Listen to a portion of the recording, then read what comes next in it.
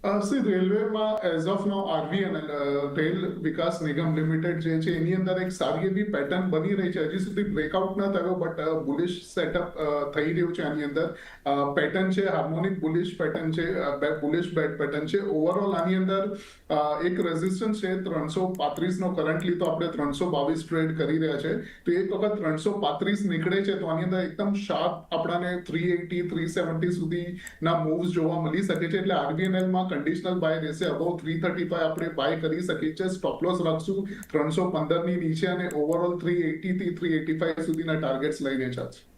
Okay, તો conditional buying માટે તમે આરબીએનએલ પર નજર રાખી શકો છો અને અહીંયા ખરીદી કરી શકો છો.